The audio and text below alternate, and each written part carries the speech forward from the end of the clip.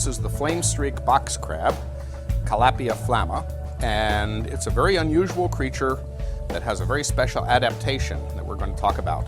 First of all, look at the claws. It has these great big pinching claws, and that's one of the reasons that fishermen call them rooster crabs, is perhaps because the head looks like a rooster. But you see these claws are adapted for sitting here and chopping up shells. They can go into a hermit crab and peel it open like it's a can. This is like a can opener. And these are extremely sharp. If this was alive and I got bit by this, it would be in a lot of trouble.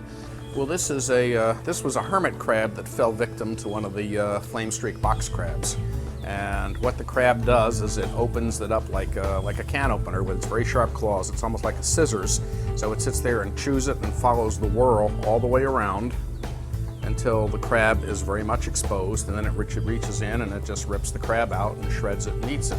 So in order to use these claws and open them up, they have to have special ways to adapt, and they're also called shamefaced crabs because they will actually put their claws over their face that way as if they're shamed.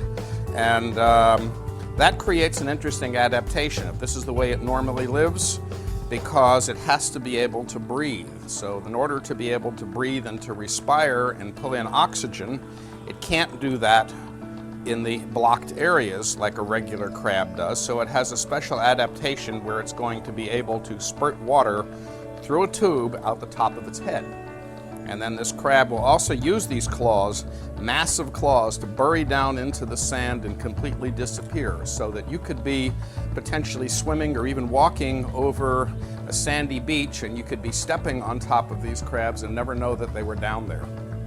And the claws, by the way, are absolutely delicious.